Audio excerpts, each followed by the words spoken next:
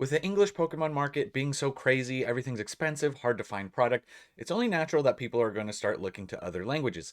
And, no better language than Japanese, the homeland of Pokemon itself. And we're seeing a pretty big increase in Japanese booster boxes across the board, some singles as well. We're going to break it all down in this video, starting with 151.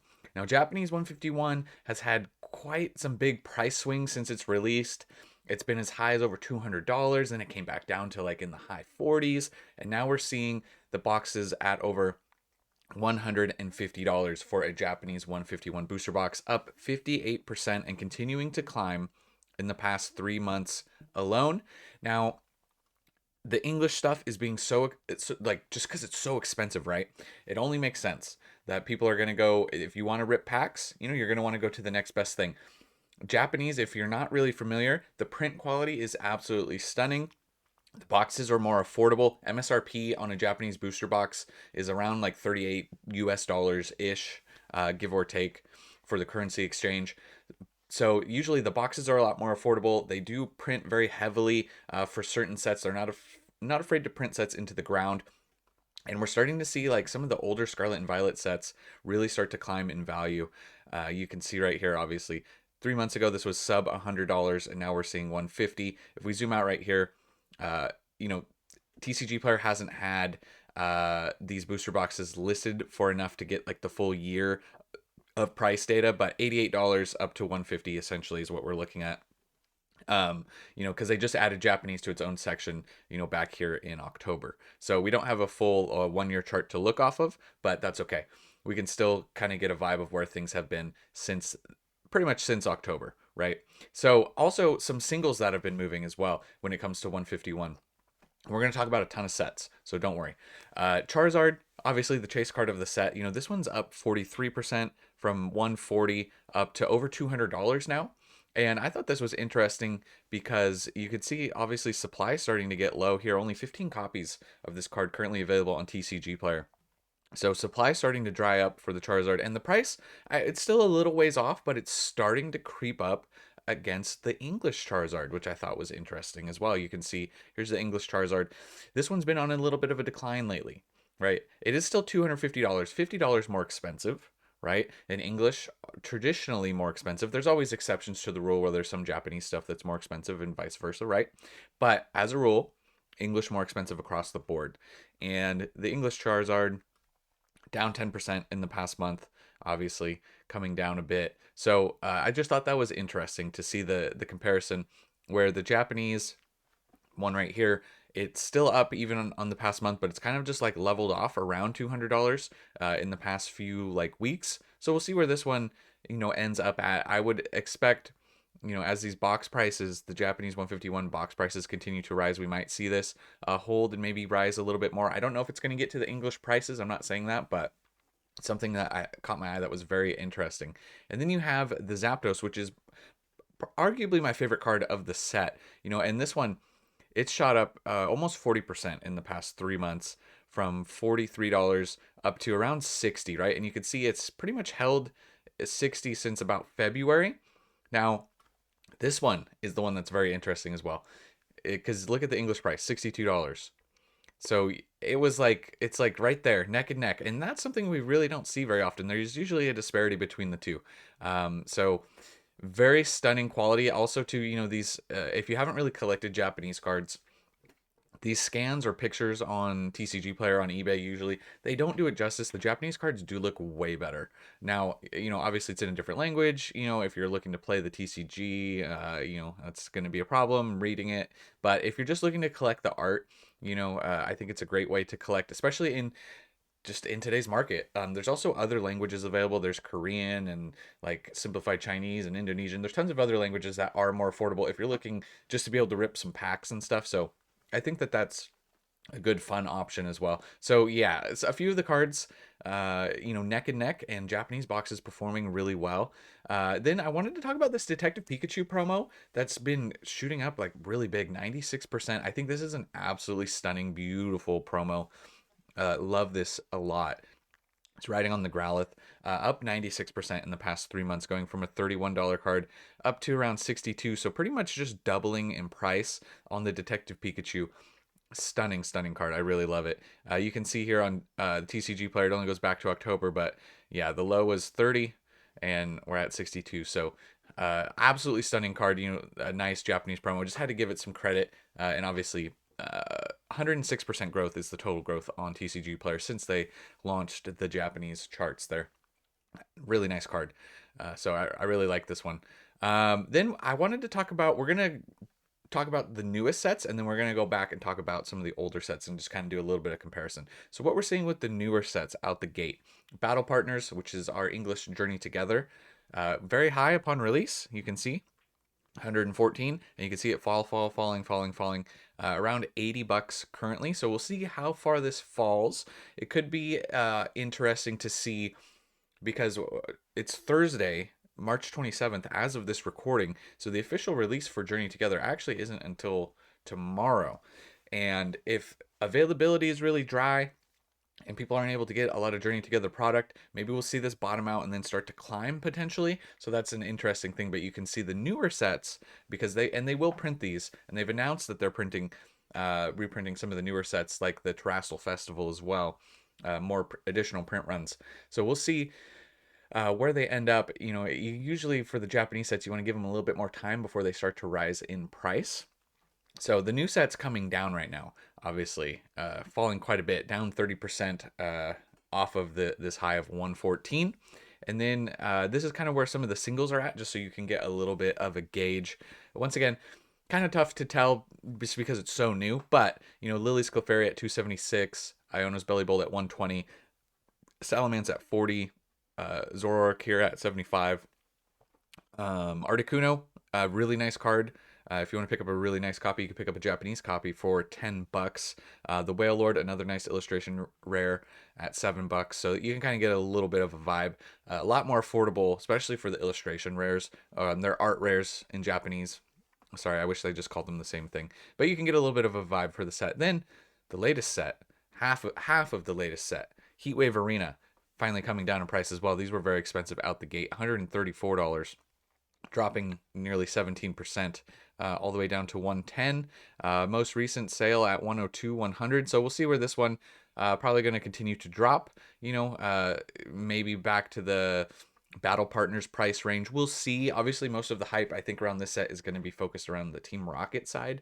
So we'll probably see the Japanese Team Rocket be very expensive, and this one drop a little bit maybe. So that'll be nice if you're looking to pick up some Japanese booster boxes. Maybe wait for this one to continue to fall, especially with Destined Rivals being it's going to be so expensive, unfortunately. It just looks like, the demand is going to be insane, off the charts. I think we're at just like another level. Like we were already here and we're just like at another crazy level for Pokemon right now. So Japanese boxes might be a good way to rip some product. I think great way to rip some packs moving forward. And here's where the cards are shaking out for this set.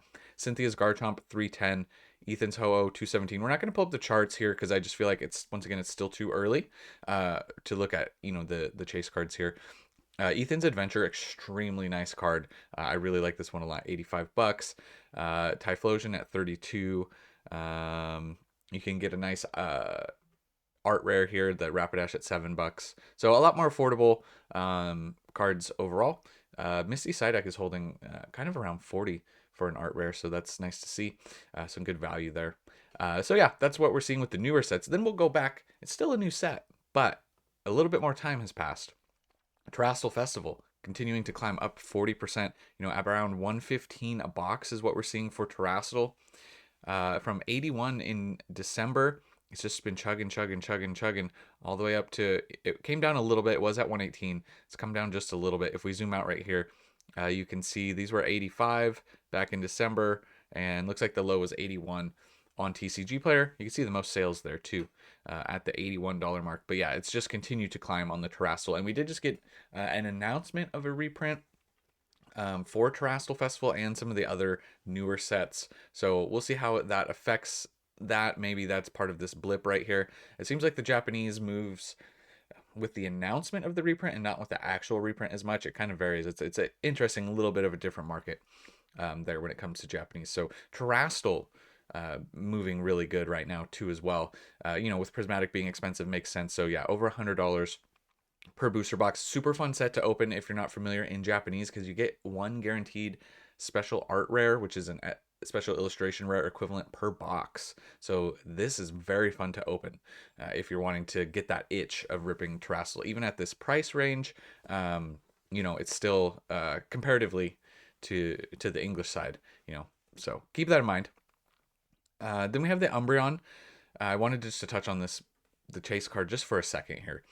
It's still up 28% in the past 3 months. It did shoot up. You'll notice, if you notice the date right here, January 17th, that was the English release date. So this shot up alongside the English release date up to 460, with the English version of this card being extremely expensive. So it makes sense, that the Japanese card would shoot up as well, because people go, oh, can't afford the English, I want the Japanese. I did the same thing. I don't have the English card. I was like, okay, I'm gonna pick up the Japanese. So a lot more affordable. And then it did come down, and it's kind of been around 370. It's kind of held around there since, it was at 360, but I'm gonna say since early February, it's kind of been around that $370 mark for the Umbreon. So that's what we have going on with Terrassel. Real quick, I never do this, but a little bit of a self plug. It Was Never Phase Cards is the website, and if you have any slabs that you want to display, I do a little 3D printing on the side. We have stackable displays, singles, quad stands, wall mounted stuff. If you're interested in picking some up and supporting the channel, the link is in the description. If not, no worries. I never ever plug that, but I just wanted to shout it out just once.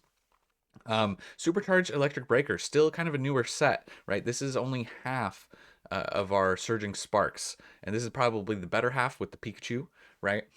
So this one's up 72% in the past 3 months. This was very affordable for a while, being in the $50 mark. 3 months ago, right after Christmas, it was $53, and now we're in the 90s, 92 here for Super Electric Breaker. You can see, let's zoom out right here if the chart wants to update. The chart does not want to update for us, so we're not going to be able to see the 6-month currently. Sometimes TCG Player does that. Oh, there we go. 6-month chart. Back here, 57. It looks like the low was around 50. So, yeah, if you would have bought boxes here at around 50, you'd be doing real good. Oh, now it's bouncing back and forth from all my clicks. From 50, you would have almost been doubling your money if you picked up some of these boxes. So yeah, 60% off of this initial price of 57. So across the board, you could say pretty much for the most part, all the booster boxes are doing good if you give them enough time and you don't chase those like the current sets, like the last two. If you don't chase those highs, let them come down, let them level off. They're doing really well in the market now. As we look at some of these other cards, you can kind of see where things are priced out with the Pikachu here at 225. Something to think about too is things that will get affected when this market turns, which we don't know when that will be. It will happen at some point, but Japanese will be one of the aspects that gets hit probably the hardest. English will come down and Japanese will come down as well. It's just kind of something, so be aware of that as well. I'm not saying that we're there yet. We're obviously not there yet, but just something to know, important to note. Pikachu 225, Milotic 68. You got the gold Pikachu at 56. You can kind of get a little bit of a vibe of where everything else is at for this set.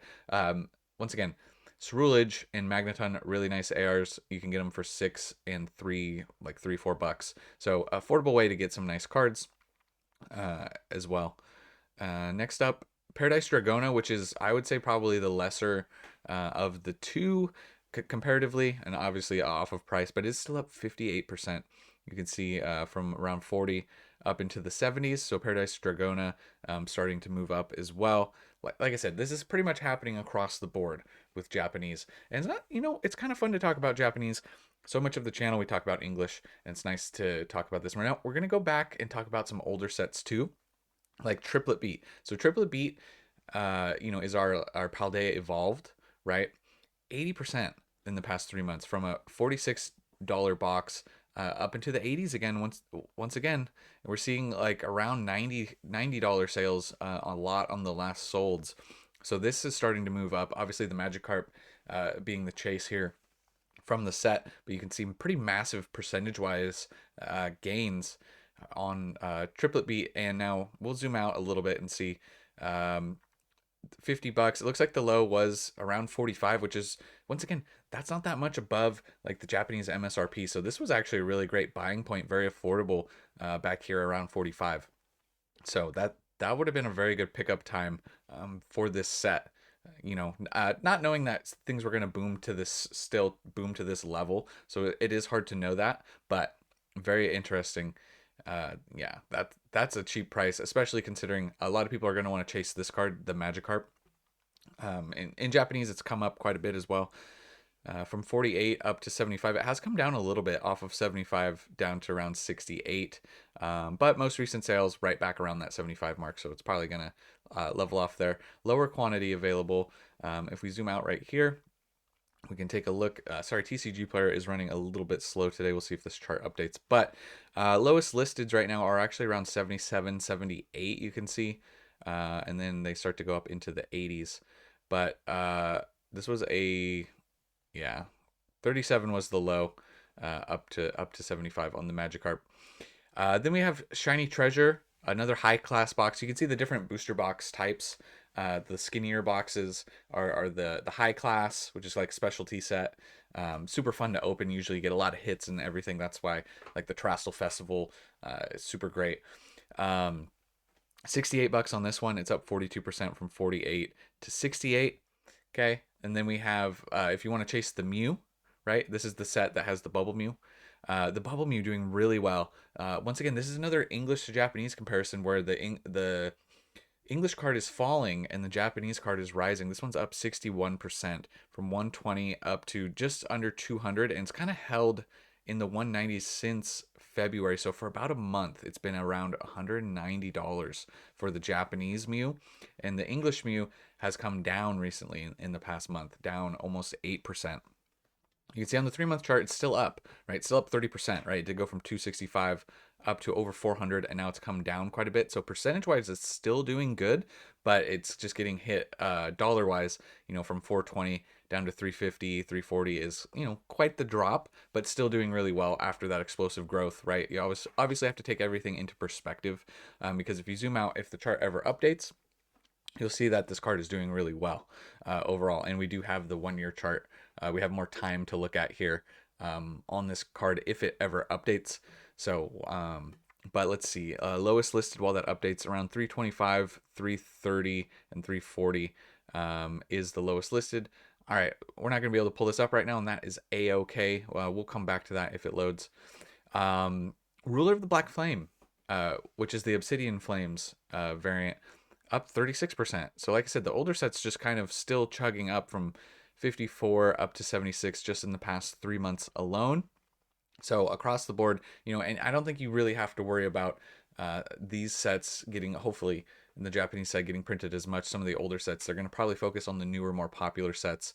Even Scarlet base. So they switched, they did Scarlet and Violet in 2 boxes, right? But you got Scarlet up 47% from, $40, which once again, you're like pretty much at MSRP. 38, is, like I said, kind of the Japanese MSRP roughly. 40 up to 60, so 47% gain. And then on Violet, same thing, $40 up to around 50. So not as good of gains on the Violet side. Looks like Scarlet performing a little bit better. This one's up 30%. So some of those older boxes, probably less desirable. I think it's safe to say. And there's other boxes too. There's so many. I couldn't pull them all up in this video, but there's the Paradox Rift, the Temporal Forces versions of the Japanese ones. All of those boxes doing pretty much the same thing, doing well across the board. So the Japanese side doing really well on that. We'll see if this Mew was able to update. It was not. Okay. Just know that the English Bubble Mew is doing really well over the 1-year chart, obviously. This was a very affordable card for a long time. So even with that big drop, it's still doing very well. So I hope you guys enjoyed this video talking about some Japanese cards. I thought it was a little different. Thought it was a little fun. I need to do it more on the channel. And every time I talk about Japanese, I say that. I go, oh, okay, I need to do Japanese more. And I do think that I do. But I think just a little break from the English for now. And just nice to touch on, not everyone's tuned in either to the Japanese side. So it's nice to know. If you're this far in the video, if you're almost 20 minutes in and you're not already subscribed, do yourself a favor, hit the subscribe button, because I do post daily Pokemon collecting and investing content, so you guys can stay up to date on when I post my latest videos. You guys don't really have to be tuned into the market. You can just watch or listen to the videos, and I'll kind of keep you guys updated. Also, there's a giveaway I'm doing. It should be popping up here. We're getting close-ish to 20K subscribers, so we're doing a pretty big giveaway.